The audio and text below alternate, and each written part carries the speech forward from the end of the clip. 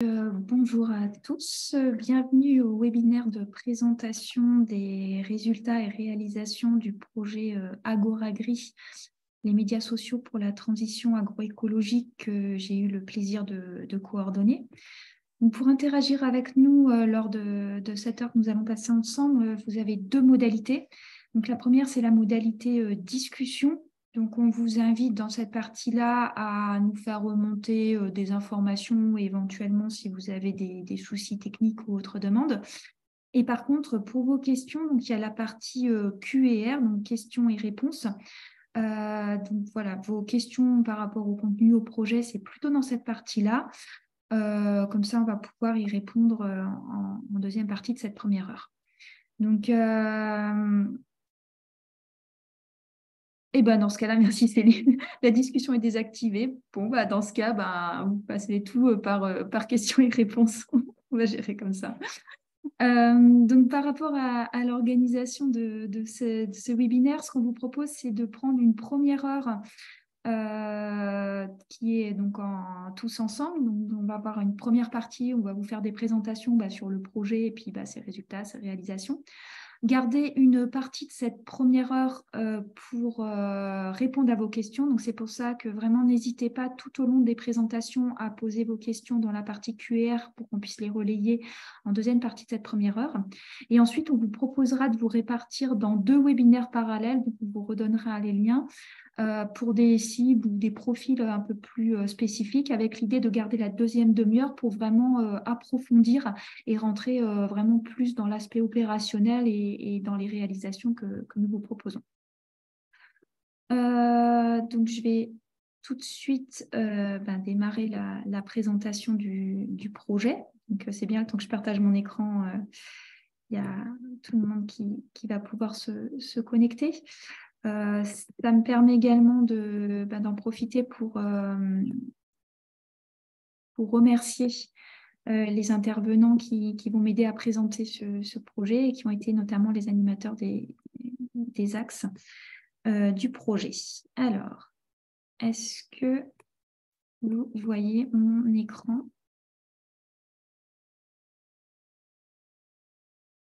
Je vais essayer de passer normalement en plein écran. C'est bon pour tout le monde la présentation ? Ouais. Très bien. Oui, Bon, du coup, je me lance donc, pour vous présenter les grandes lignes de ce projet. Donc, Agoragri, les médias sociaux pour accompagner la transition agroécologique. Donc, Agoragri, quand même quelques éléments de contexte. C'est un projet qui a bénéficié des fonds du CASDAR et c'est un projet qui s'est déroulé entre janvier 2019 et décembre 2020. Donc, pour quand même qui nous sommes, qui est derrière ce projet. Donc moi, je m'appelle Hélène Gross, je travaille à l'ACTA. Et donc, comme je vous le disais en introduction, j'ai le plaisir de coordonner ce projet. Donc, l'ACTA était chef de file. Au niveau des partenaires, nous avons travaillé, alors, comme dans beaucoup de projets CASDAR, avec une diversité d'acteurs de la recherche publique et privée, du développement et de l'enseignement. Donc, au niveau des partenaires, on a travaillé avec INRAE, avec l'Université de Bretagne occidentale, avec l'Institut de l'élevage, l'ITAB, donc l'Institut de l'agriculture biologique, 3 chambres d'agriculture qui sont la chambre de Normandie, de Bretagne et de Dordogne, et le pôle agriculture biologique du Massif central.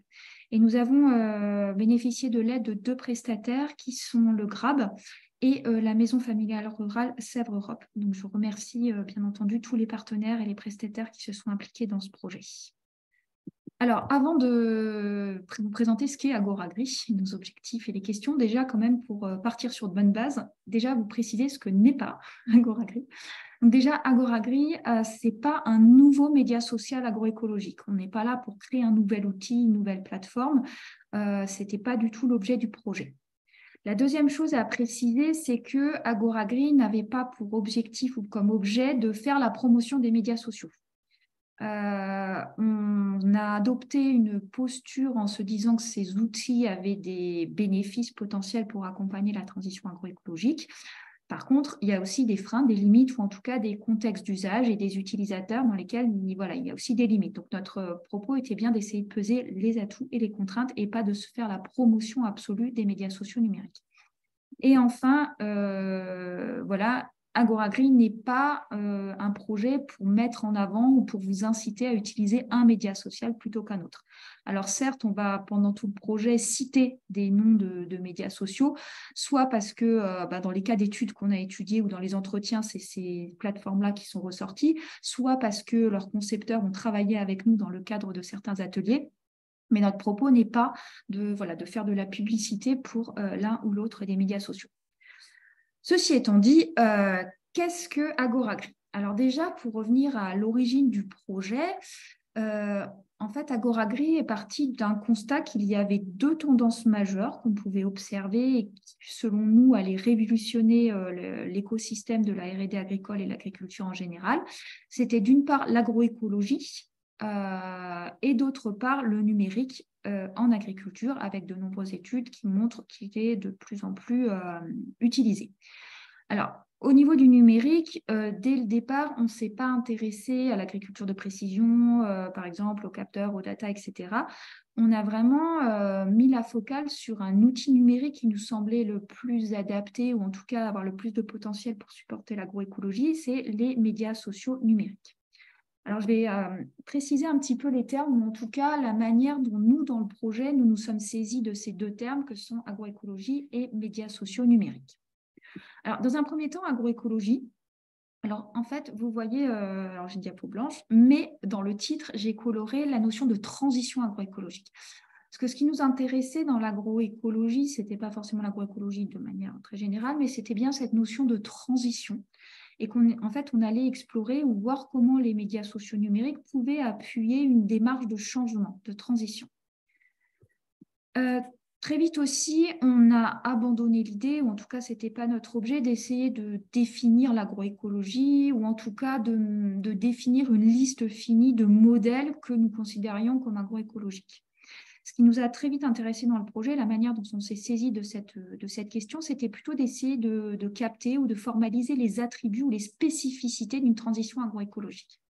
Ce que j'entends par là, c'est notamment en termes de connaissances à échanger, c'est que ce qui nous semblait important dans l'agroécologie, c'est qu'il y avait cette notion de solution à réinventer constamment et à adapter à chaque situation.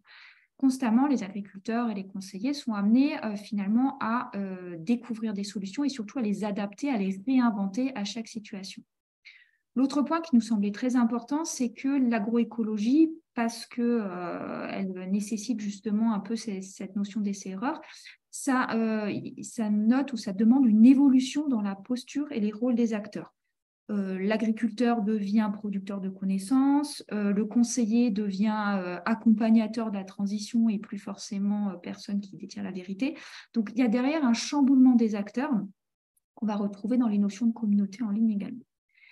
Enfin, ces petites images, donc c'est un peu pour réinsister sur quoi je viens de dire, c'est-à-dire qu'on est dans une logique, parce qu'on est dans un cadre de l'agroécologie, de la transition agroécologique, dans une logique de essai-erreur. Donc, dans une logique où on n'est plus, où il y a des recettes de cuisine qui seraient applicables partout et qui fonctionneraient tout le temps. Donc, on est bien tout le temps dans cette démarche de tester des choses et de les réadapter. Et aussi dans une notion d'amélioration continue, donc vraiment d'aller dans une démarche de progrès. Et finalement, avec cette vision de la transition agroécologique, ce qu'on essaye ou ce qu'on questionne par rapport aux réseaux sociaux numériques, c'est leur capacité finalement à amener les acteurs dans un processus d'apprentissage continu. Si je fais, j'essaye de traduire ça, puisque ce qui nous intéressait aussi, c'est dans les médias sociaux numériques, c'est finalement des plateformes d'échange. Donc, en termes de connaissances finalement qu'on mobilise ou qu'on doit mobiliser ou qu'on questionne avec cette approche de la transition agroécologique, c'est qu'en fait, on se retrouve à devoir mobiliser ou co-créer ou gérer des connaissances qui sont à la fois des connaissances scientifiques, donc qui sont des savoirs génériques, produits par la science, par testés et une notion d'expertise, avec des connaissances empiriques et des savoirs locaux. Et on en est bien à une hybridation de ces deux types de connaissances. Et ce qu'on a pu explorer, ce qu'on a cherché à regarder aussi dans le projet, c'est que cette hybridation de ces connaissances se fait au travers de ce qu'on a appelé des métaconnaissances. Donc, par exemple, c'est des protocoles expérimentaux, c'est de la caractérisation des situations d'usage. Donc, c'est toutes ces connaissances qui permettent d'appuyer ce socle ou cette hybridation entre connaissances scientifiques et connaissances empiriques. Et ce qui nous paraissait intéressant avec cette approche des médias sociaux numériques, c'est que une transition, c'est quelque chose qui fait l'appel à des connaissances, comme je viens de le préciser, mais également à des choses beaucoup plus personnelles. C'est une prise de risque, c'est des essais, des erreurs avec des joies et des difficultés. Et les médias sociaux numériques ont cette faculté à articuler des connaissances qui sont vraiment agronomiques, techniques, avec des réactions, des sentiments qui sont plus de l'ordre de l'émotionnel. Donc, on peut liker, on peut exprimer un bonhomme qui est triste, un bonhomme en colère, au contraire, on peut exprimer des joies. Et ces outils-là permettent en fait de mixer ces approches de connaissances scientifiques, empiriques, métaconnaissances avec des aspects beaucoup plus émotionnels. Donc, c'est pour ça que le projet se demandait si finalement, quels étaient les atouts et les limites de ces outils pour supporter la transition agroécologique et surtout dans quelles modalités d'usage et comment les utiliser pour qu'ils favorisent au mieux et qu'ils se mettent au mieux au service de la transition agroécologique, malgré les limites qu'on connaît tous de ces outils autour de la protection des données, des fake news, etc. etc. Alors, si maintenant j'explore le deuxième, en tout cas, j'essaie de vous préciser la manière dont on a défini la deuxième bulle, donc les médias sociaux numériques. Alors, pour nous, les médias sociaux numériques, c'est des plateformes accessibles par Internet qui mettent en relation des gens et qui partagent du contenu. Donc, les réseaux sociaux numériques, vous voyez bien que je distingue médias sociaux et réseaux sociaux. Pourquoi? Parce qu'on a considéré que les réseaux sociaux ne sont qu'une sous-partie des médias sociaux numériques dans lesquels il est nécessaire de se créer un compte. Mais on a eu une acceptation très large de la notion de médias sociaux numériques, puisque pour nous, tout ce qui était, par exemple, les forums, on considérait ça comme des médias sociaux numériques. Donc, c'est vraiment toutes les plateformes qui permettent à des utilisateurs de divers horizons d'échanger des contenus et d'interagir via Internet.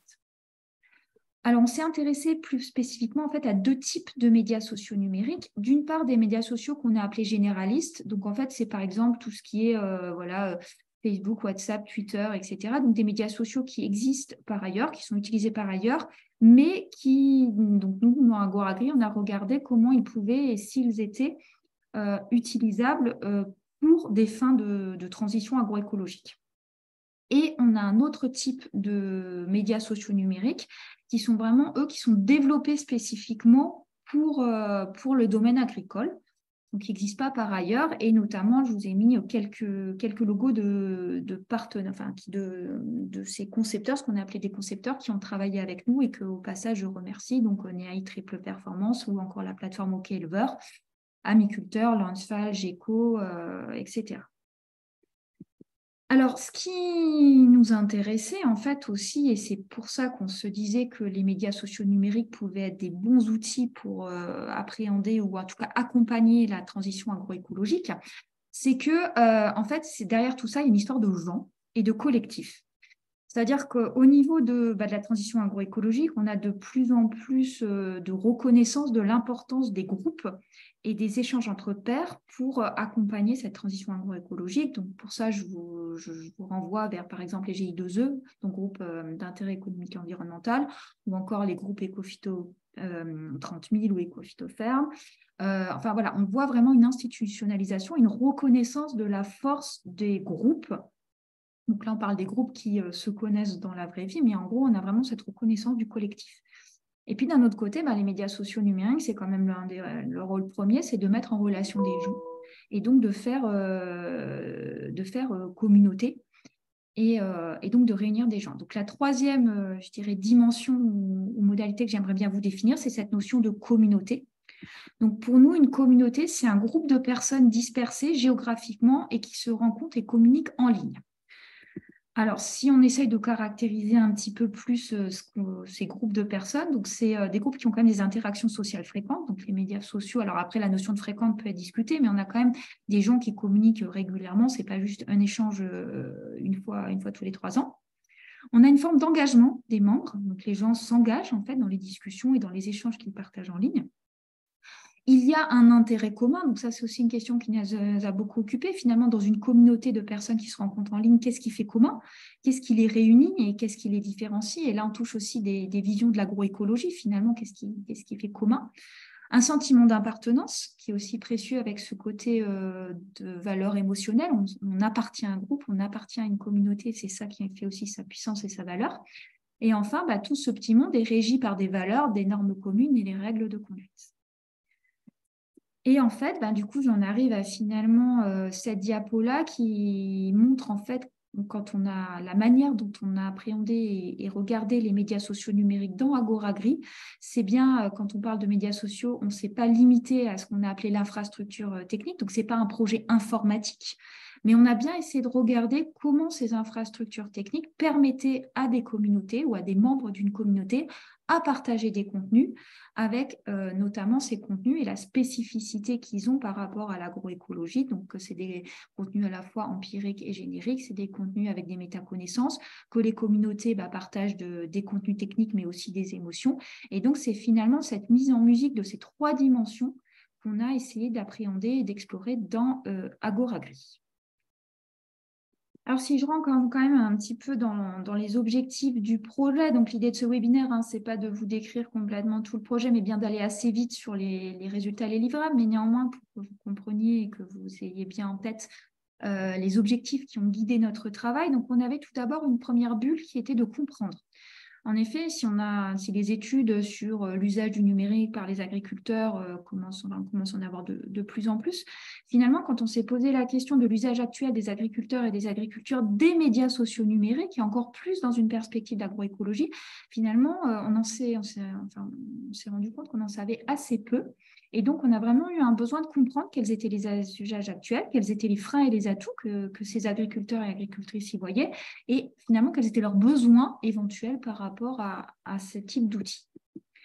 Et la deuxième dimension, c'était un peu ce que j'ai commencé à présenter, c'est qu'en fait, finalement, on s'est rendu compte qu'on manquait un peu de cadre conceptuel. Alors, c'est peut-être un gros mot, mais en tout cas, de manière de questionner cette interaction entre médias sociaux numériques et transition agroécologique, sachant qu'en fait, en regardant l'un au prisme de l'autre, on se rendait compte finalement que ce n'était pas 1 + 1, mais que c'était bien un nouvel objet, le média social numérique pour la transition agroécologique, pour lesquels finalement on n'était pas très armé pour arriver à l'appréhender, le décrire et le caractériser. Donc c'est pour ça qu'on a fait aussi tout un travail autour finalement de la définition des termes, de la manière de se créer un lampadaire pour explorer ce croisement entre médias social numérique et transition agroécologique.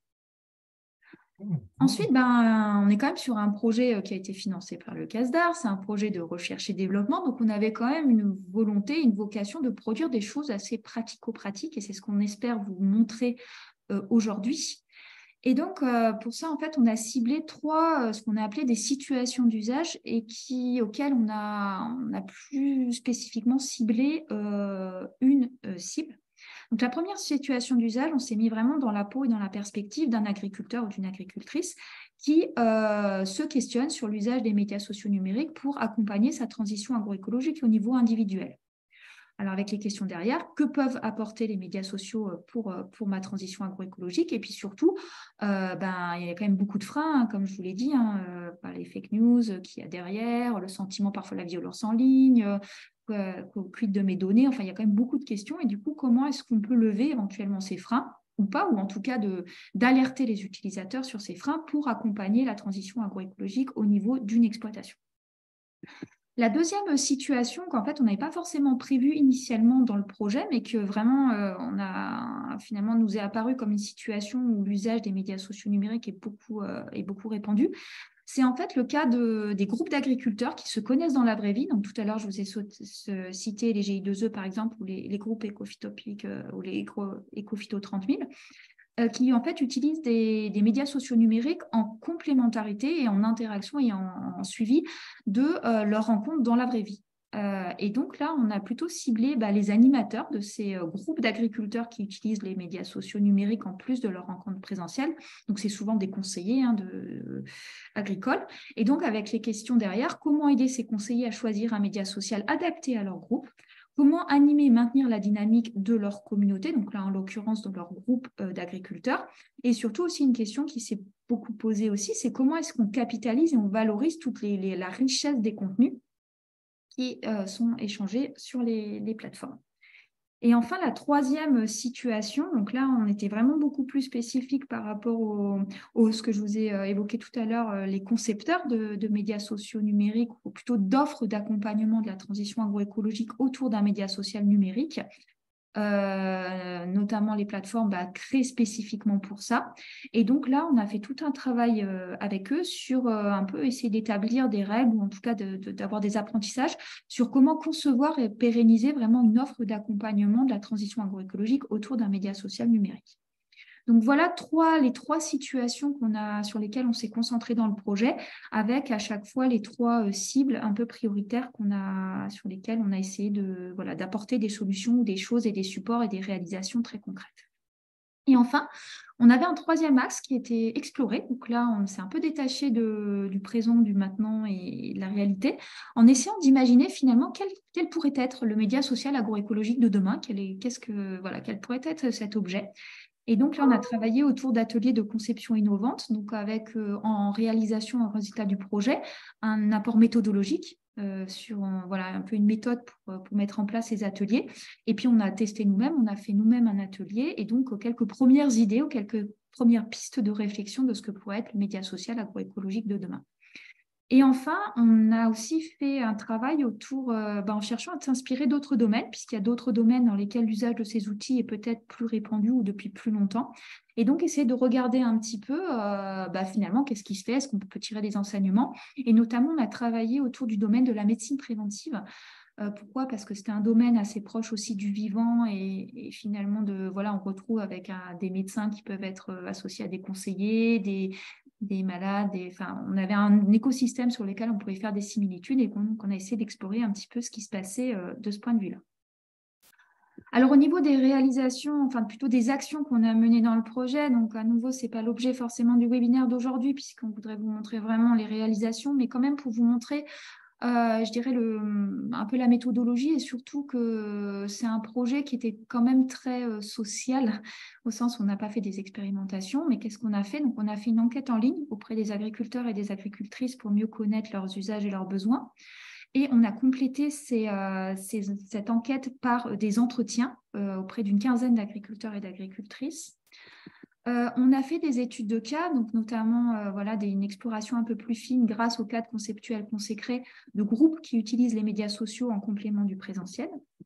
On a fait donc des synthèses bibliographiques justement pour explorer ces usages des médias sociaux en médecine préventive et on a aussi appliqué cette méthodologie de synthèse bibliographique pour déjà savoir ce qui se passe en agriculture et notamment aussi dans d'autres pays que la France. On a fait une activité pédagogique avec des BTS Axe. On a fait, donc, comme je vous l'évoquais, un atelier de conception innovante. Le projet a bénéficié d'un stage de 6 mois d'une personne qui s'appelait Brice Tollet autour des médias sociaux en agriculture et donc de la contribution à l'analyse des usages et de leur potentiel pour l'apprentissage, donc là, vraiment avec un volet apprentissage, puisque comme je vous le disais, on a vraiment appréhendé la transition agroécologique comme un processus qui nécessite des apprentissages collectifs. On a fait des entretiens avec les concepteurs des médias sociaux que je vous citais tout à l'heure et qui vont être représentés tout à l'heure. Et puis, donc, on a fait des ateliers de partage et de capitalisation d'expériences avec les concepteurs. Donc, c'est pour vous donner un petit peu un panel des méthodes et de la manière dont on a travaillé pour arriver au résultat qu'on va vous présenter. Alors, je vais, avant de passer la parole à mes collègues pour rentrer un peu plus précisément dans des situations que j'ai présentées, juste on souhaitait partager avec vous finalement qu'est-ce que nous avons appris avec un regard. Donc nous, quand je dis nous, c'est les partenaires que je vous ai présentés. Donc on est quand même, vous avez vu plutôt des profils agro, alors parfois au début du projet, assez peu de connaissances sur les réseaux sociaux en tant que tels. Mais voilà un peu les principaux messages que nous retenons et que nous souhaitions partager avec vous.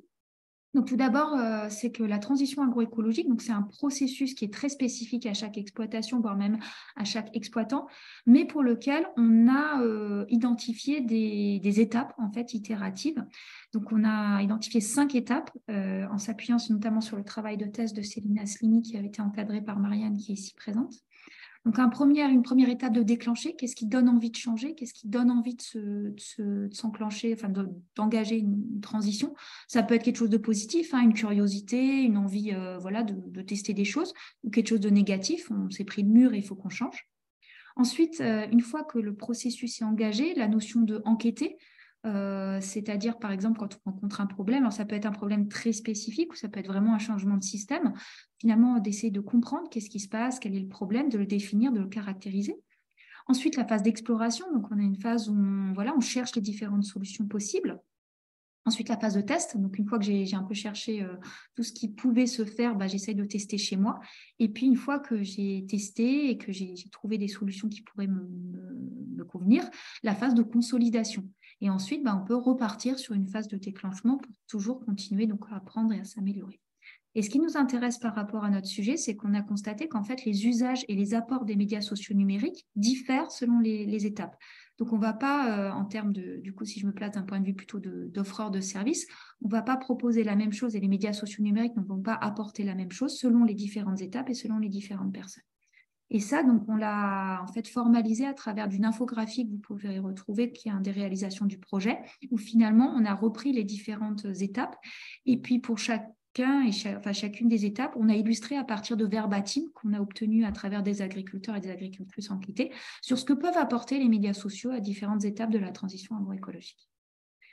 Le deuxième message qu'on aimerait bien vous faire passer ou qu'on aimerait bien en tout cas discuter ou partager avec vous, c'est que donc les acteurs de l'agroécologie peuvent tirer des bénéfices des médias sociaux numériques. Donc c'est ce que l'infographie que je viens de vous présenter rapidement peut présenter. Mais, et là j'en reviens à mon propos du début, qu'on n'est pas là pour dire que c'est les outils summum et qui peuvent être adaptés à tout le monde.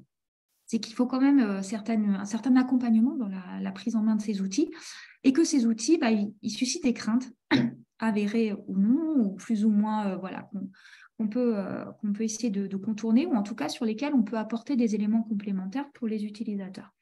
Et donc, en fait, ça, on l'a traduit sous forme de petits triptyques BD. C'est-à-dire qu'on a identifié, grâce aux interviews et aux enquêtes, les plus gros freins, en tout cas les difficultés que rencontrent les agriculteurs. Et on a essayé d'y répondre, d'apporter des éléments à travers donc, une série de petites triptyques BD. Et donc, ce qu'on en retient plus généralement que ces triptyques BD, c'est que utiliser ces outils dans une transition agroécologique, ça nécessite un apprentissage double, hein, apprentissage agronomique, on va dire, sur les pratiques agroécologiques et apprentissage et accompagnement sur l'usage de ces outils. Que les besoins par rapport à ces outils et la manière dont on les utilise, ça évolue. C'est-à-dire qu'une personne qui, au début, par exemple, va vouloir plutôt des outils avec une communauté très restreinte parce qu'elle craint les fake news, elle craint pour l'usage des données, peu à peu, elle va se familiariser avec les outils. Peut-être qu'elle va étendre ou changer la manière dont elle va utiliser ces outils. Et enfin, on a vraiment une multiplicité des usages et des besoins, avec parfois des contradictions. Et ça, c'est un message qu'on peut renvoyer aux concepteurs, c'est-à-dire qu'il y a des gens qui vont au contraire vouloir une communauté très large parce qu'ils attendent de ces outils qu'on leur ouvre d'esprit. Inversement, il y a des gens qui vont être plus frileux, qui vont vouloir vraiment plutôt un petit groupe qu'ils connaissent très bien, et qu'en fait, on ne peut pas répondre à tous les besoins à toutes les étapes. Donc, à un moment donné, il faut aussi être plus précis, ou en tout cas mieux définir à qui on s'adresse et pour quels besoins. Enfin, ça, c'est un des gros messages du projet. Ça fait un peu un écho, peut-être une précision du tabouret que je vous ai présenté au début. C'est que les médias sociaux numériques, ce n'est pas que des interfaces web, mais c'est ce qu'on a appelé un système, ou en tout cas, on s'est appuyé sur la notion de système global d'activité, qui est un concept qui a été défini par Engelström en 1987. Et en fait, quand je dis triangle, alors désolé, il me manque un petit bout, mais c'est bien en fait une interaction, une synergie entre tous ces pôles, à savoir que c'est donc une infrastructure technique, comme on l'a dit, qui permet d'échanger des contenus entre une communauté, enfin au sein d'une communauté qui elle-même est composée d'individus. Et tout cet écosystème est régi par des règles et une organisation des rôles au sein du système d'activité, mais aussi avec tout ce qui se passe autour.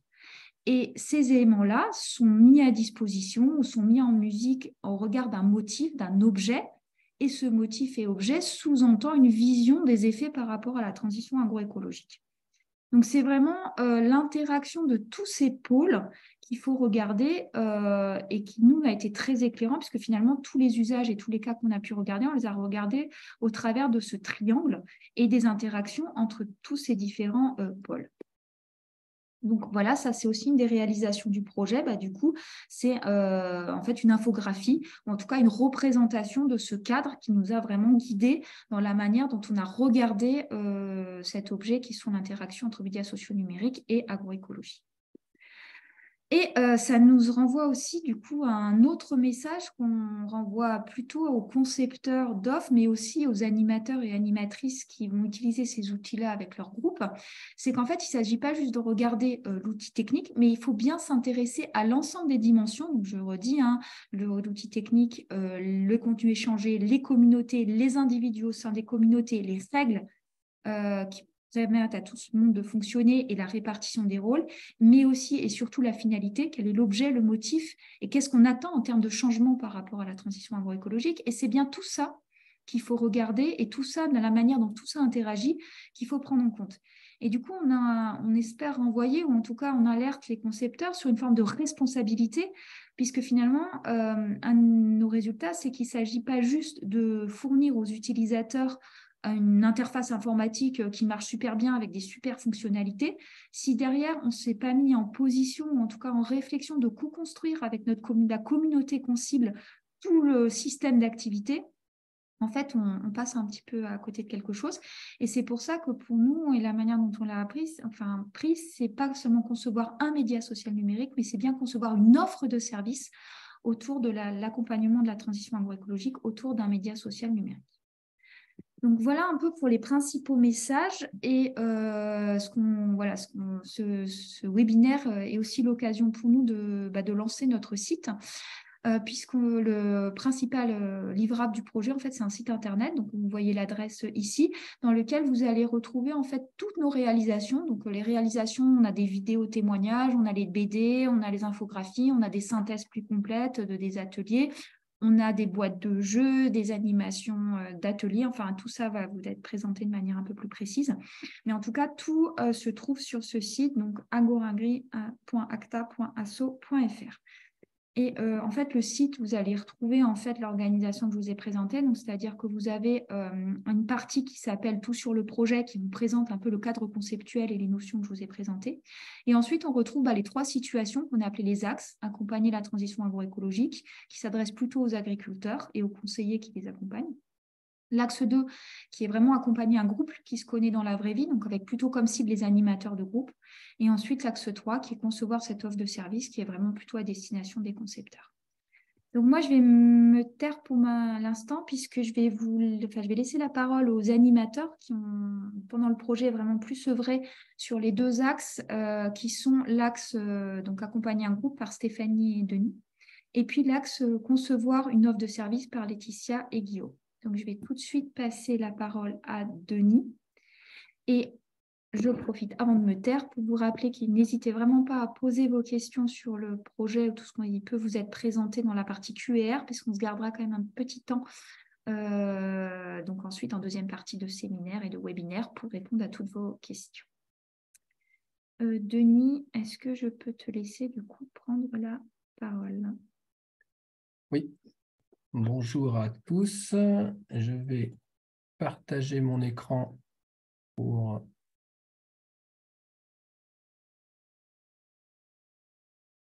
vous faire la présentation.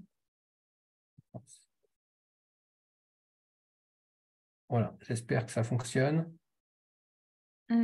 Oui, ça fonctionne bien. Tu peux y aller. Je ne suis pas sur la bonne diapo. J'avais juste une question, si je peux me permettre, dans Bien sûr. le question-réponse et sur lequel Stéphanie souhaitait répondre en direct, sachant que j'ai répondu en fait par écrit qu'il y avait effectivement des études sur, c'était une question sur le nombre d'agriculteurs qui utilisent les réseaux sociaux ou qui utilisent Internet globalement à des facilités d'usage des nouvelles technologies. Mais peut-être, Stéphanie, tu peux compléter. Bon, on a une diapo là sur le sujet. On a une diapo sur le sujet juste dans la présentation là. Si la personne peut patienter encore 30 secondes, elle va avoir la réponse.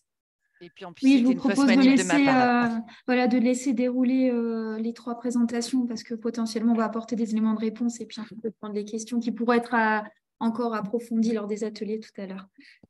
Donc, on garde bien au chaud cette question. Merci, Marianne. Donc, de nouveau, bonjour à tous. Alors, dans cette partie que nous allons vous présenter donc, avec Stéphanie de l'ITAB et puis moi-même de la Chambre d'agriculture de Bretagne, donc, nous allons traiter de l'utilisation des médias sociaux numériques pour accompagner un groupe structuré autour de la question de l'agroécologie et qui existe dans la vraie vie. Donc, il va y avoir donc quatre parties dans notre intervention. La première qui reprendra quelques éléments donc, introductifs pour montrer l'importance des médias sociaux dans la transition agroécologique. La deuxième partie sera sur la matière et les travaux qui nous ont servi pour produire et comprendre le fonctionnement d'un groupe utilisant les médias sociaux dans la transition agroécologique. La troisième partie, les principaux enseignements qu'on en a tirés. Et puis, on terminera par des recommandations et les outils qu'on a pu produire dans 5 situations qui tiennent compte à la fois de l'étape à laquelle on est dans la transition agroécologique et notre niveau d'appropriation donc de l'utilisation des médias sociaux dans l'animation d'un groupe qui existe dans la vraie vie. Donc la première diapo introductive, et c'est là où on a une partie des réponses à la question donc d'un des participants. 99% des agriculteurs ont un ordinateur sur leur exploitation ou ils l'utilisent dans le cadre privé. Et 70%, donc là je crois que ça répond directement à la question, 70% des agriculteurs possèdent un smartphone. Donc effectivement, il y en a quand même encore 30%, à l'époque de l'enquête ou des travaux dont sont issus ces chiffres, montrait qu'il y avait encore 30% qui n'avaient pas de smartphone. Donc, il fallait gérer cette problématique, notamment dans les groupes qui se rencontrent. Et 68% des agriculteurs utilisent au moins un média social numérique quotidiennement ou de manière hebdomadaire. Alors, à savoir quand même que les agriculteurs qui sont engagés dans une transition agroécologique sont généralement plus actifs sur les réseaux sociaux qu'une communauté classique. Parce que si on compare à une communauté classique, nos agriculteurs qui sont en transition agroécologique sont actifs à 35%, alors qu'une communauté classique est plutôt à 9%. Et ils utilisent quoi comme outil? Principalement Facebook. WhatsApp arrive en deuxième position, et puis YouTube. 23% des agriculteurs postent des contenus de manière quotidienne ou hebdomadaire. Donc voilà donc, quelques éléments chiffrés pour montrer que l'utilisation des médias sociaux numériques dans la transition agroécologique a du sens. Alors là, donc, je vais enchaîner ensuite sur la deuxième partie. Donc là, je vais laisser la parole à Stéphanie qui traite de comment comprendre le fonctionnement d'un groupe qui utilise les médias sociaux dans sa transition. Donc, en effet, l'objectif était de vous présenter là dans les 2-3 diapos qui suivent les ancrages théoriques qui ont sous-tendu la démarche du projet Agoragri. Ce qu'Hélène a déjà fait dans sa première partie, donc du coup, je vais présenter ça assez rapidement. Donc, comme l'a dit Denis, nous, l'usage qui nous intéresse, c'est vraiment les agriculteurs, les animateurs qui animent des groupes qui se connaissent déjà, qui se réunissent en présentiel, sachant que ces animateurs peuvent être à la fois des conseillers ou des agriculteurs qui peuvent endosser le rôle d'animateur également au sein des groupes. Et pour cette activité, pour cet usage, ce qui nous intéresse de regarder, c'est finalement en quoi le média social et la manière dont l'animateur l'utilise et anime son collectif avec le média social, en quoi cela favorise les apprentissages. Et voilà, là, c'est le schéma que vous a présenté Hélène tout à l'heure, comment l'animateur et le média social permet cette articulation entre savoir local, savoir générique et formation de méta-compétences, de méta-connaissances pour arriver à articuler ces deux types de connaissances et voilà, arriver à former des raisonnements à l'échelle systémique, aborder la complexité d'une problématique, etc. Donc nous, c'est bien, on a regardé ça vraiment d'un point de vue des apprentissages. Tu peux passer la suite du coup. Donc le triangle d'activité, c'est donc l'outil qui a été utilisé par le stagiaire bristolais dont on vous a parlé tout à l'heure, avec les différentes dimensions de ce triangle d'activité. Donc, il y a une démarche d'analyse du fonctionnement d'un média social, enfin d'un groupe, de l'usage d'un média social par un groupe, cette méthode a été produite par le stagiaire, donc il l'a testée sur notamment un MSN, un média social numérique WhatsApp, qui était animé par Benoît Choreau. Et cette méthode a été réadaptée et nous l'avons utilisée, enfin nous l'avons appliquée pour analyser 3 groupes animés par 3 conseillers agricoles. Donc finalement, cette méthode a d'abord été mise en œuvre, enfin conçue et mise en œuvre par un stagiaire de manière approfondie. Et puis en version plus légère, on a utilisé cette méthode d'analyse sur la base du triangle du système d'activité sur 3 groupes. Et vous verrez, on en a fait un livrable. Et enfin, ça fait aussi écho à ce qu'a présenté Hélène tout à l'heure sur les... Denis, c'est... Excusez-moi. Merci. Sur les différences en fait entre un groupe, un réseau, un ensemble, un collectif. On a encadré le groupe dans le sens où nous, quand on parle de l'usage du média social numérique par un animateur pour animer son collectif qui se connaît déjà, on est bien dans la catégorie du groupe, donc avec une taille assez petite, des apprentissages formels, des tâches qui sont réalisées. Voilà, on est vraiment dans le faire, les gens se rencontrent, font des choses ensemble, débriefent. Et comme vous le voyez, il y a un besoin d'animation qui est particulièrement important, plus que dans les autres groupes. C'est la raison pour laquelle, dans la suite de ce qu'on va vous présenter, on a conçu des ressources, des livrables qui sont surtout dirigés pour les animateurs. Et je te laisse la parole, Denis. C'est encore toi. Ah oui, pardon, je croyais qu'on allait passer directement. Donc là, dans ces prochaines diapos, on vous présente les grandes conclusions de l'analyse des 3 cas d'études. Donc, il y a eu un cas d'étude en Dordogne, un en Normandie et un en Bretagne.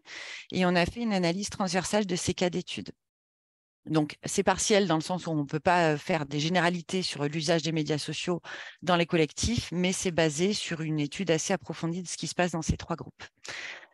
Donc, pour ces 3 groupes, ce qu'on a remarqué, c'est que c'est des groupes qui se connaissent depuis longtemps. Les groupes existent en présentiel depuis longtemps. Ils ont d'abord existé en présentiel, puis ils ont utilisé les médias sociaux dans un deuxième temps. Ils se connaissent donc depuis longtemps entre eux, hein, entre les membres. Ils partagent des valeurs communes qui sont ou pas formalisées dans une sorte de charte. Hein. Enfin, c'est plus ou moins explicité, mais il y a des valeurs communes qu'ils partagent. Ils sont tous engagés dans un processus de transition agroécologique. Alors, les membres sont engagés à différents niveaux, mais le groupe, ça fait partie des objectifs du groupe de s'engager dans une transition agroécologique. Concernant les outils, ce qui est homogène aussi, c'est que finalement, les groupes qu'on a étudiés n'utilisent pas un outil, ils utilisent une combinaison d'outils. Et qu'ils ont choisi parce qu'ils étaient connus souvent dans la sphère privée et ou gratuits. Donc finalement, les groupes utilisent une combinaison d'outils parmi WhatsApp, Facebook, Google. Et finalement, c'est en combinant ces outils qu'ils arrivent à se faire un outil qui correspond à leurs besoins. Concernant les rôles et les usages distincts, on retrouve des choses assez classiques de manière générale sur les réseaux sociaux, c'est-à-dire qu'il y a un ou 2 animateurs. Donc souvent, le conseiller est animateur, mais pas uniquement. Il peut y avoir un agriculteur qui est animateur et même parfois dans le temps, il se trouve que c'est plus que l'agriculteur qui est animateur, le conseiller se met totalement en retrait. Il y a souvent une grappe autour de cet animateur ou de ces animateurs assez active avec plusieurs contributeurs voilà, qui sont plutôt actifs. Et puis des personnes qu'on ne voit pas ou très peu, qu'on appelle les lurkers. Et ça ne veut pas dire qu'ils ne profitent pas des échanges, mais ils ne contribuent pas ou peu. Concernant ce qui est échangé, donc 70% de texte, 20% de photos et vidéos et 10% de liens. En fait, une des particularités de l'usage de ces médias sociaux pour les groupes qui se connaissent déjà, c'est que ils connaissent déjà les fermes des uns des autres et quand ils sont dans les parcelles et dès qu'ils ont une question, ils prennent, je ne vais pas dire systématiquement, mais des photos tout le temps de leur parcelle et ou des animaux, d'un ravageur. Et ils s'échangent énormément de photos et de vidéos en lien, alors soit avec un témoignage d'une pratique qui a été mise en place ou des résultats d'un essai, soit carrément avec des questions. Donc, c'est des sujets techniques essentiellement qui sont abordés dans ces médias sociaux numériques. Denis, je te laisse passer. Donc, concernant on a essayé par contre de faire une distinction dans la manière dont sont utilisés ces médias sociaux, dont ils s'imbriquent dans les situations de travail. Concernant le conseiller, c'est lui qui est le plus actif, enfin le conseiller qui est animateur ou co-animateur. Il poste dans ses groupes étudiés 15 à 20 messages par mois sur des horaires de travail, plutôt en marge de son activité principale, c'est-à-dire il le fait le matin ou en fin de matinée avant d'aller manger, et pareil pour l'après-midi, mais pas en dehors des horaires de travail. Il a une posture uniquement de facilitateur, il n'intervient pas du tout en tant qu'expert. Voilà, il laisse vraiment les agriculteurs se répondre entre eux. Et il a plutôt une fonction de soutien de la dynamique d'échange, c'est-à-dire qu'il incite les membres à échanger en posant des défis, en posant des questions, mais voilà, il apporte peu de réponses. Et l'intérêt qui est vu par les animateurs pour l'utilisation du média social, c'est vraiment la cohésion du groupe, voilà, que ça participe au soutien émotionnel entre les membres et que donc ça favorise la transition agroécologique. Les agriculteurs, eux, ils sont très actifs pendant les horaires de travail, quels que soient les horaires, plutôt sur le terrain. Alors, par exemple, pas pendant la traite, mais quand ils sont sur le terrain, quand ils font le tour des parcelles, ils sont hyper actifs. Idem le soir, une fois que le travail est terminé, le repas également. Ils ont une posture variable, comme je vous le disais tout à l'heure. Et après, ils ont, comment dire, certains sont là uniquement pour poser des questions et attendent des réponses à leurs questions, alors que certains contribuent vraiment au processus de réponse. Il y a différents niveaux d'investissement dans les échanges. Donc, les échanges sont essentiellement techniques et il y a un terme qui est beaucoup revenu dans les enquêtes, c'est SAV et puis même BSV. Voilà, c'est presque un SAV en fait local, ces groupes d'échanges. Et ça peut être vu comme un BSV dans le sens où les agriculteurs, quand à un moment donné, il y a une maladie ou un bioagresseur qui commence à être présent sur une parcelle, le signale aux autres puisqu'ils sont proches géographiquement. Et donc, c'est presque utilisé comme une météo locale, entre guillemets. Donc voilà. Par contre, ce qu'on a constaté, donc ça, c'est plutôt les moins, c'est finalement que la place de l'erreur est assez variable dans ces groupes. On ne partage pas toujours ses erreurs, plus facilement ses réussites, alors que partager ses erreurs, ça peut vraiment favoriser les apprentissages. On n'y problématise pas ou très peu collectivement. Les questions complexes sont plutôt renvoyées au présentiel. On n'y diagnostique pas non plus collectivement, mis à part ce rôle de veille sanitaire BSV local dont je vous ai parlé tout à l'heure. Il n'y a pas de capitalisation. Et il y a peu d'articulation, en tout cas qui est vraiment anticipée, pensée par l'animateur entre présentiel et distanciel. Donc nous, le constat qu'on peut faire à l'issue de cette étude, c'est qu'il y a un potentiel clairement qui est sous-utilisé parce que les vidéos et les photos sont vraiment porteuses d'un gros potentiel en termes de situations hein, sur lesquelles on peut débattre, et qu'il y a un continuum pédagogique à construire entre présentiel et distanciel qui aujourd'hui n'est pas fait comme un dispositif en alternance en fait. Et qu'il y a des vraies compétences du coup à construire pour l'animateur pour faciliter les apprentissages des membres de son groupe à travers l'utilisation des médias sociaux. Et je te laisse la parole, Denis. Donc, suite à ces travaux, les cadres théoriques ont été utilisés et puis les connaissances qu'on a pu accumuler au cours du projet AgoraGri, on a, nous, distingué, on a structuré plutôt notre réponse et nos livrables autour de 5 situations pour accompagner donc, un collectif agroécologique. Donc, la première situation, c'est on s'adresse plutôt à un animateur, comme le disait tout à l'heure Stéphanie, un animateur qui peut être aussi agriculteur, hein, si c'est lui qui pilote, qui anime le groupe, pour le sensibiliser à l'utilisation des médias sociaux, il lui montrait que les médias sociaux peuvent avoir un intérêt pour animer son groupe. Donc, ça, c'est la situation 1. La situation 2, on est dans la situation où l'animateur est, lui, convaincu que ça peut apporter un plus et qui va chercher à mobiliser son groupe. La situation 3, une fois le groupe mobilisé, c'est identifier les besoins qu'a le groupe dans l'utilisation des médias sociaux, sachant que l'utilisation et les besoins ne sont pas les mêmes suivant le stade auquel on est dans la transition agroécologique. La 4e situation, on veut se lancer et là, on va apporter, AgoraGri va apporter les clés pour démarrer. Et la 5e situation, c'est je pratique déjà, mais je veux m'améliorer. Et donc là, on apporte des outils pour analyser donc un peu ces pratiques. Donc, si je reprends ces 5 situations, la première qui concerne donc, la sensibilisation, je dirais, de l'animateur. Donc, on sait que suivant les animateurs, on a aussi des attentes différentes. On a des utilisations qui peuvent être aussi différentes.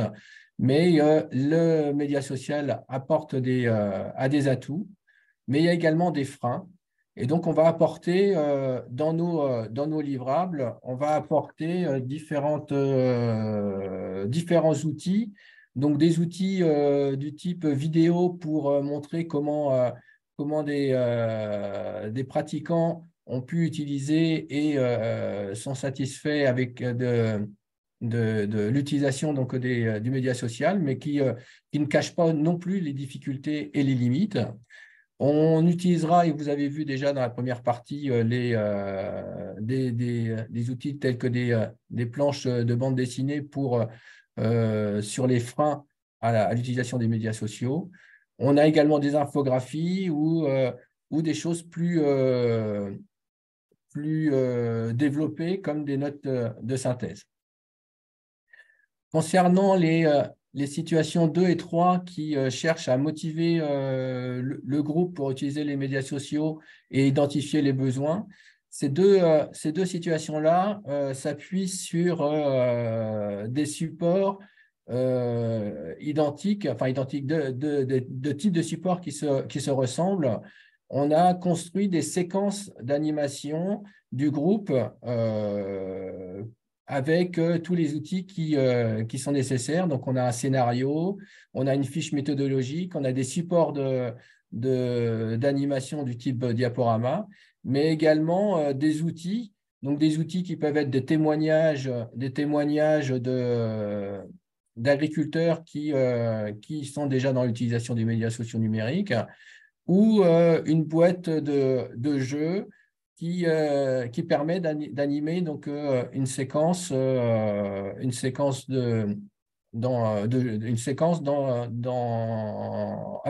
son groupe. Donc ça, on pourra approfondir ça dans le cadre de l'atelier tout à l'heure cette partie du webinaire. Et enfin, donc les situations 4 et 5 qui portent donc sur l'animation de mon collectif. Je suis perdu dans mes notes.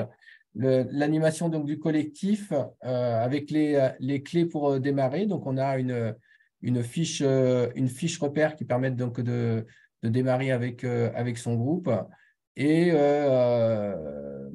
ou une méthode d'analyse avec tous les outils qui sont nécessaires donc à faire cette analyse qui sont proposés pour analyser le fonctionnement de son groupe, notamment également des outils pour extraire les données d'un groupe WhatsApp, par exemple, pour pouvoir exploiter les informations. On a encore des supports qui sont à construire, notamment une foire aux questions ou une vidéo qui reste à monter pour répondre donc à les questions sur l'amélioration des pratiques pour la situation 5. Et tout ça donc, vous sera développé dans l'atelier qui suivra donc, le webinaire. Donc, il ne me reste plus qu'à vous remercier d'avoir été attentif à notre présentation. Eh ben, c'est nous qui vous remercions et comme tu le dis, donc on vous proposera tout à l'heure pour celles et ceux qui le souhaitent d'avoir un petit temps d'échange un peu plus spécifique sur les réalisations, les livrables, donc ta boîte de jeu, les différentes synthèses que vous avez pu présenter aux 5 étapes. Et donc, pour terminer ce panorama global qu'on souhaitait, en tout cas, ce qu'on n'a pas pu tout vous présenter aujourd'hui, mais en tout cas, ce qu'on souhaitait vous présenter, je vais laisser la parole à Guillaume et Laetitia pour vous parler du coup, alors ce coup-ci, plutôt du côté concepteur et donc ce qu'on a appelé l'axe 3. Et n'hésitez pas à poser vos questions, puisque comme dit dans le temps d'atelier tout à l'heure, on pourra un peu revenir sur ces questions. Très bien, merci Hélène. Bonjour à tous, donc Guillaume Mathieu de l'Institut de l'élevage. Je vais donc vous présenter les résultats de l'axe 3 avec Laetitia Fourier du GRAB qui m'accompagne sur ce travail-là. Donc l'axe 3 qui, je le rappelle, concerne la conception d'une offre d'accompagnement à l'agroécologie autour des médias sociaux. Donc concernant cet axe de travail, on a pu identifier, on va dire, 3 étapes clés pour concevoir l'offre de service. Donc, à savoir une première étape qui concerne plus la conception de l'offre, c'est-à-dire comment passer de l'idée à l'esquisse du service en définissant là aussi quelques sous-étapes importantes qui vont être de définir les besoins, de définir les cibles, les bénéficiaires et les utilisateurs de cette offre de service et de définir également via ces cibles leurs usages et leur situation d'usage. La deuxième étape va plus concerner, elle, le développement de ce service via là aussi la description du modèle économique, du modèle fonctionnel de ce service, du modèle de gouvernance, le tout en ayant des feedbacks des utilisateurs pour pouvoir toujours faire évoluer et construire un service viable dans la durée et en phase avec les besoins des utilisateurs. Et enfin, une dernière étape qui va plutôt concerner, elle, l'animation de ce service, où là, on va revenir sur des notions d'animation de la communauté et une notion aussi de capitalisation des connaissances qui sont partagées au sein de ces différentes offres de services. Alors, Hélène l'a fait tout à l'heure, je remercie à nouveau l'ensemble des concepteurs volontaires qui ont participé à ces différents ateliers. Donc, ce sont des concepteurs que nous avons enquêtés, interrogés, triturés, peut-être même malmenés, je n'en sais rien. Mais en tout cas, on les remercie grandement de leur participation. Et c'est grâce à eux qu'on a pu effectuer l'ensemble de ce travail. Donc, vous les avez un petit peu représentés pour ceux qui ont participé à ces différents ateliers, donc qui sont Triple Performance, PEPS, GECO, Brebis Link, le pôle bio Massif Central, Landfiles, Amiculteur et la plateforme de connaissances OK Éleveur. Alors, concernant la première étape, qui va être de concevoir une offre de service basée sur un réseau social dédié à la TAE. Donc, comme je vous le disais, on a un peu défini des sous-étapes à cela, qui vont être dans un premier temps d'identifier les besoins des utilisateurs et de poser l'offre de service du média social. La deuxième chose à faire, ça va être de bien connaître les publics cibles que l'on souhaite atteindre. Et une fois qu'on a ciblé ce public, ça va être derrière encore de clarifier à nouveau l'ensemble des besoins en précisant les usages et les situations d'usage de ce média social. En quatrième point, on a traduire les besoins en fonctionnalités et en spécifications, puisqu'on est là pour offrir un service via des fonctionnalités qui sont présentes sur ces différentes plateformes. Et à partir de là, on va pouvoir formaliser l'ensemble de ce service.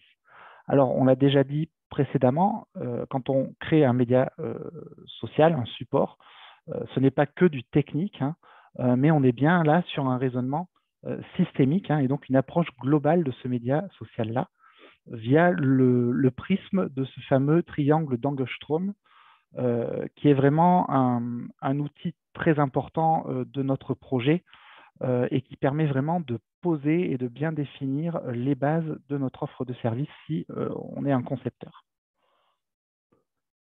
Alors, pour réaliser cette première étape-là, on a bénéficié notamment d'un atelier de conception innovante. Ça a été un peu présenté par Hélène tout à l'heure, hein, via le groupe IDEAS, qui a permis de réaliser ce premier atelier-là, où nous avons décrit au sein de cet atelier-là un certain nombre de personas. Ces personas, ils ont été décrits pour comprendre les besoins et les usages des agriculteurs via le prisme du média social, donc, et de son usage, comment on utilise ce média social-là, et puis via le prisme de la transition agroécologique, hein, donc connaître les besoins et les attentes du média social pour pouvoir déclencher la transition vers l'agroécologie. Donc ces personas, il y en a eu 6 de réalisés. Vous pourrez les retrouver sur le site internet d'Agoragri dans leur globalité, hein. Et donc pour chacun des personas-là, vous avez un petit peu leur utilisation du média social, s'ils utilisent Twitter, WhatsApp, Facebook ou autre type de médias sociaux, leur niveau de compétences au niveau de l'agroécologie, sur quelle production ils sont, et puis quels usages de ces médias sociaux ils ont. En parallèle à ces personas-là, il y a eu également 8 personas qui ont été décrits, là aussi pour approfondir un peu plus leur situation d'usage et en fonction de leur positionnement sur leur étape dans laquelle ils se trouvaient pour la transition agroécologique. Donc, ce que vous a montré aussi Hélène tout à l'heure dans la première partie, l'infographie qui recense un petit peu l'ensemble des étapes de la transition agroécologique. On a défini voilà, un certain nombre de personas, il y en a 8, là aussi en fonction de leurs étapes dans lesquelles ils se trouvaient, et donc là aussi en analysant un petit peu leurs besoins de médias sociaux pour aller plus loin dans la transition agroécologique. Et donc, au-delà de ça, on est passé ensuite dans la conception innovante, hein, l'atelier de conception innovante pour pouvoir créer le média social de demain. On a été encore plus loin grâce à ces personas-là, hein, pour vraiment approfondir via un récit l'ensemble des fonctionnalités du média social que l'on pourrait créer demain et du service qu'il pourrait proposer, et ce via donc des petits outils que vous avez là et que vous pouvez retrouver sur le site, hein. Donc notamment un espèce de canevas, de template, de récit d'usage que vous allez pouvoir abonder, et puis un jeu de cartes avec des valeurs, des émotions, des actions pour essayer d'aller plus loin et donc d'essayer de savoir quelle émotion le média social va susciter, quelles valeurs nous souhaitons apporter avec ce média social-là et quelle action on va pouvoir mettre en place pour aller dans la transition agroécologique. Alors, en parallèle de cet atelier de conception innovante, on a également effectué un certain nombre d'ateliers avec les concepteurs. Il y en a eu 3, sur lesquels, là, on a eu un ensemble de retours d'expérience de ces concepteurs-là, de la façon dont ils ont construit leur offre de service, comment ils s'y sont pris. Et là aussi, on a un certain nombre d'éléments et des outils à fournir, à vous fournir, hein, sur lesquels vous pourrez vous appuyer. Et donc, on peut retrouver sur le site un article de synthèse qui reprend un petit peu tous ces éléments-là, plus un rapport complet et des annexes qui vous permettent un petit peu d'aller vraiment dans le détail de l'ensemble des livrables que nous avons ici. On a mis en avant ici la plateforme OKEleveur qui a notamment bénéficié dans sa réalisation de l'appui d'un cabinet digital qui, via 3 ateliers, lui ont permis de définir son offre de service. Vous avez un exemple ici, un atelier de Product Box. C'est l'exemple d'une boîte de céréales que vous allez mettre en rayon. Derrière cette boîte de céréales, vous savez ce qu'il y a dedans. Donc l'objectif, c'était voilà, à la fois de définir le nom de l'outil et puis de dire qu'est-ce qu'on va retrouver dans cet outil-là. Et puis, si vous deviez le mettre dans un magasin le lendemain, ce qui fait pour qu'il soit vendeur, voilà, on a toute une réflexion autour de cet atelier de Product Box-là, qui est un peu la synthèse de différents ateliers via notamment les personas, comme je viens de l'évoquer, mais aussi d'autres ateliers qui sont BioFeature. Ça s'appelle BioFeature, qui permettent de prioriser les fonctionnalités du service que l'on met en place. Donc là aussi, c'est un espèce de Monopoly pour lequel vous pouvez acheter des fonctionnalités à mettre en avant et donc que vous allez pouvoir retrouver derrière sur votre box que vous souhaitez mettre à l'étalage. Dans la deuxième étape, donc on est plus là dans le développement de l'offre de service. Donc comment on est passé de l'idée à sa mise en place concrète et à son fonctionnement en routine. Donc là aussi, on a identifié un certain nombre de points importants à relever. La première qui est de porter le projet du développement du service et d'en assurer la maîtrise d'ouvrage. Là, on a pu voir au sein des concepteurs qu'on avait 2 types de concepteurs assez précis, à savoir des concepteurs plutôt orientés avec des startups et puis des institutions. Et on s'est aperçu qu'on n'a pas le même modèle de fonctionnement, que l'on soit une startup ou une institution derrière, pour développer l'ensemble du service. Ensuite, donc, ne pas limiter le service au support numérique, donc encore une fois, vraiment avoir une approche systémique de ce média social et de cette offre de service. Et derrière ce service, on a quoi? Eh bien, on a une proposition de valeur avec un modèle fonctionnel, un modèle de gouvernance et un modèle économique. Alors derrière modèle fonctionnel et gouvernance, ça va être eh bien, qui contrôle et assure la cohérence des activités du service? Quelle stratégie de gestion des compétences? On n'est pas tous informaticiens, on n'est pas tous à l'aise avec un back-office de WordPress ou des briques Cora pour gérer un wiki. Voilà, on n'est pas tous à l'aise avec ça, donc il faut, quand on propose une offre de service, eh bien, penser à toutes les compétences qu'il faut derrière pour pouvoir le maintenir en activité.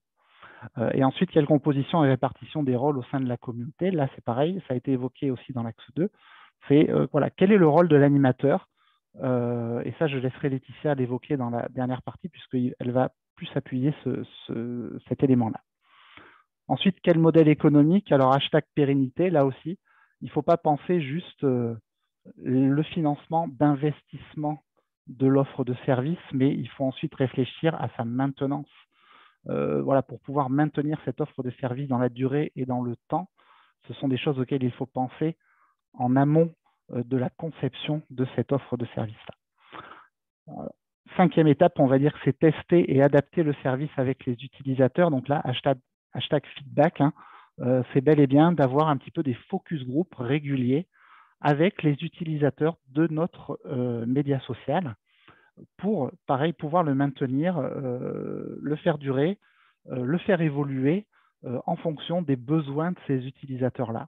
Donc, toujours avoir en tête un peu de sessions bac à sable pour faire voilà, des essais et puis des retours de ces utilisateurs-là. Et puis enfin, animer l'offre de service et assurer sa maintenance. Donc là, hashtag capitalisation. Là aussi, eh bien, comme l'a dit Hélène aussi tout à l'heure, on a des connaissances génériques et puis des connaissances empiriques.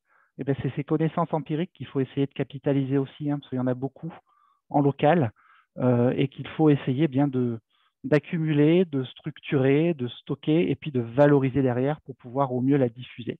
Donc, c'est un petit peu ça qu'on essaye d'avoir derrière cette animation d'offres de services. Alors, pour illustrer un petit peu ces différents points que je viens de vous évoquer, hein, donc pareil, là, vous avez un article de synthèse en ligne qui reprend les idées du développement de l'offre de services et qui va reprendre un petit peu tous les outils qu'on a mis en place. Typiquement, voilà, assurer l'offre de service, on a mis en place une grille comme une checklist un petit peu d'auto-évaluation de mon outil dans les différentes phases d'un projet. Voilà, bien penser à ça. C'est un petit peu la checklist de tout ce à quoi il faut penser pour pouvoir concevoir un outil. Je ne vais pas réexpliquer l'idée du triangle d'Angstrom, c'est quand même la base presque du projet. Mais voilà, toujours avoir cette approche systémique.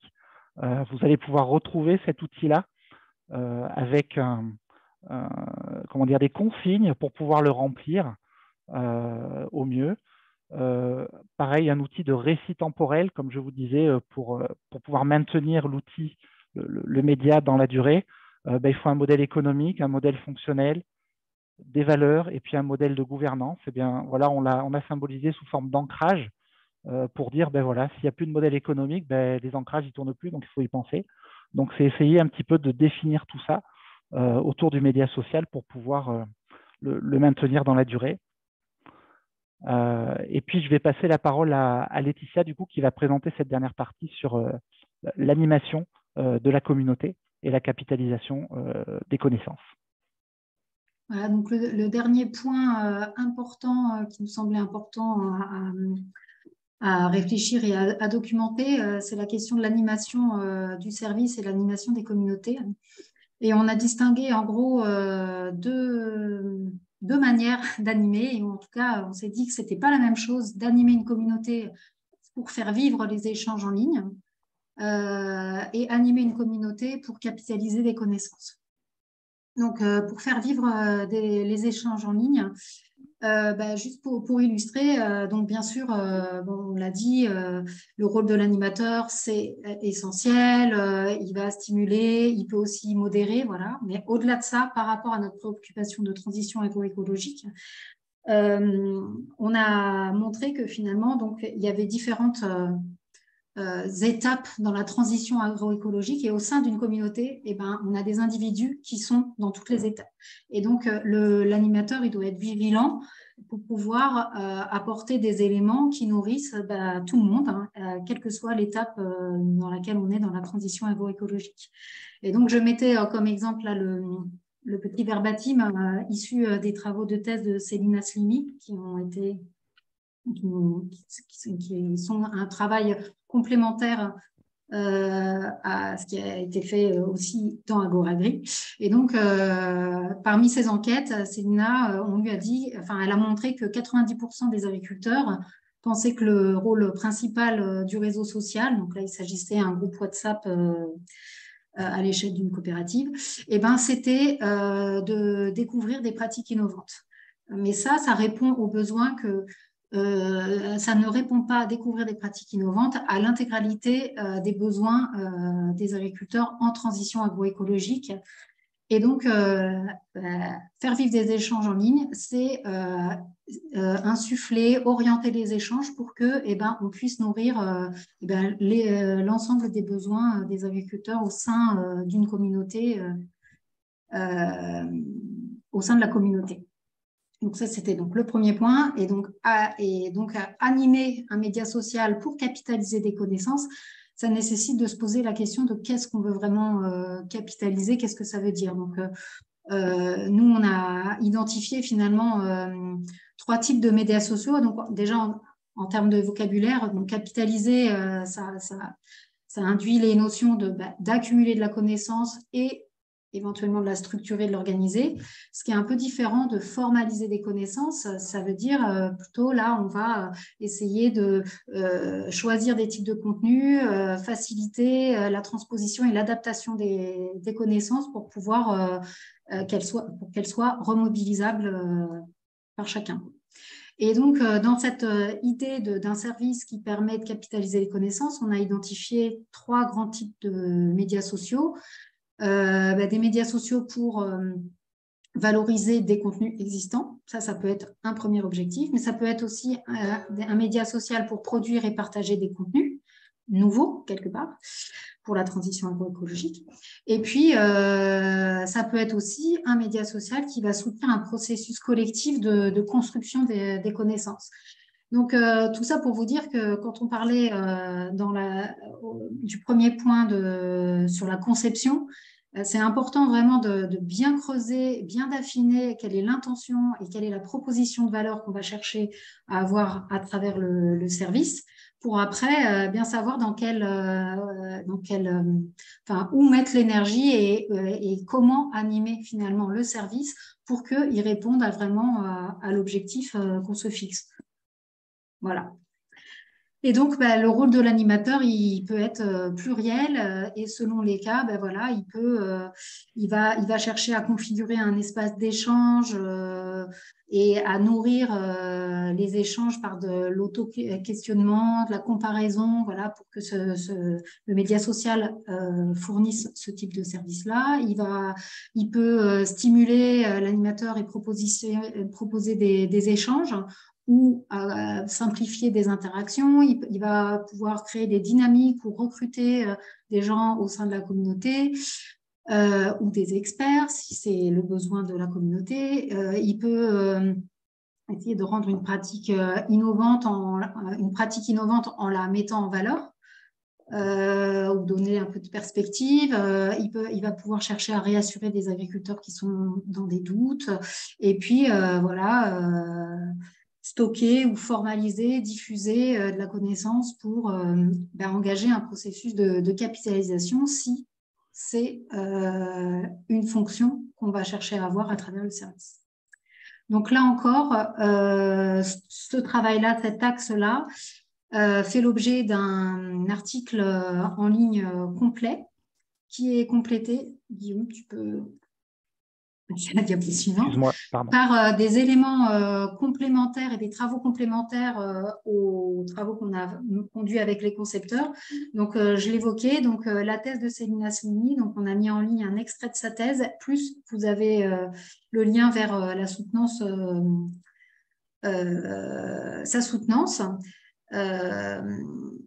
Voilà, et donc ça c'est plutôt sur les aspects d'animation, et puis sur les aspects capitalisation des connaissances, il y a un travail complémentaire qui a été conduit entre autres par Marianne, ici présente, et qui a fait l'objet d'une présentation, là encore disponible en replay, et donc vous avez le lien sur le site. Et voilà pour ce qui est la partie plutôt à destination des concepteurs. Merci beaucoup Guillaume et Laetitia. Donc, j'ai vu qu'il y a eu des réactions et tout ça qui sont arrivées dans le chat, mais comme je vois qu'il est déjà 15h17, et en fait ce qu'on souhaitait, on se disait que peut-être certains d'entre vous souhaiteraient finalement creuser encore un petit peu plus nos réalisations et d'aller sur le site, voir tout ça, voire même d'avoir un moment d'échange un peu plus peut-être convivial que par QR. Donc, ce qu'on vous proposait, c'est en fait de vous répartir pour celles et ceux qui ont encore un peu de temps et qui le souhaitent en 2 salles ou 2 ateliers. Donc, un plutôt sur l'axe 2 pour les animateurs. Donc, je suis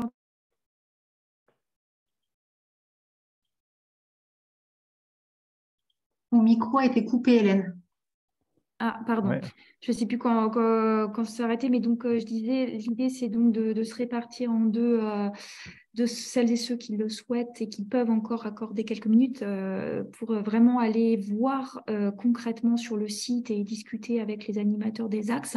Donc, je viens de vous mettre dans le chat, dans la discussion, pardon, le lien pour celles et ceux qui seraient intéressés pour creuser la partie groupe qui se connaissent dans la vraie vie et animateurs. Et je suis en train de vous mettre le lien pour ceux qui souhaitent plus discuter de la partie concepteur. Et j'ai vu notamment qu'il y avait eu des questions sur cette partie-là. Donc peut-être le mieux, c'est du coup, vous pourrez avoir un échange, on va dire, plus libre avec les liens. Voilà, donc du coup, avant que les gens éventuellement soit décrochent, soit se connectent directement sur les 2 salles. Donc j'espère que j'ai été claire sur les consignes et que ça va fonctionner nos histoires d'ateliers de salle. Pour ma part, je reste connectée sur la plaignée, donc si jamais vous avez des soucis avec les liens pour rejoindre les 2 salles, n'hésitez pas à me le dire. Question aussi, donc cette première partie, en tout cas ce webinaire a été enregistré, donc vous pourrez regarder le replay. Je vais aussi également vous remettre ensuite le lien vers le site, donc n'hésitez vraiment pas à aller regarder le site. Voilà, pour ne pas être trop longue et vous laisser un petit peu de temps pour les ateliers, je vais terminer là pour remercier tous les intervenants et remercier plus généralement tous les partenaires du projet, parce que là, on a même dû faire un peu un tri de tout ce qu'on allait vous présenter, mais en tout cas, il y a vraiment c'est très, très, très, très riche en termes de réalisation, donc on espère que ça vous sera utile et que vous réussirez à vous approprier tout ça. Nous restons bien entendu à votre disposition si vous voulez en savoir plus sur le projet ou autre chose. Et puis, je vous remercie aussi encore une fois, et ça a été fait, les concepteurs qui ont accepté de se prêter au jeu de nos ateliers et qui ont donc contribué à ce projet. Voilà, écoutez, Hélène, ouais. est-ce que tu peux dire si le replay sera sur le site ou à quel endroit se trouvera le replay pour que les gens qui participent puissent avoir l'information? Il sera sur le site internet du projet et il fera l'objet d'une brève sur le site ACTA qui sera relayée aussi sur les sites des partenaires. Et ensuite, n'hésitez pas, aussi, si jamais vous ne voyez pas l'info, vous souhaitez de nous recontacter pour ça. Merci Marianne pour la question.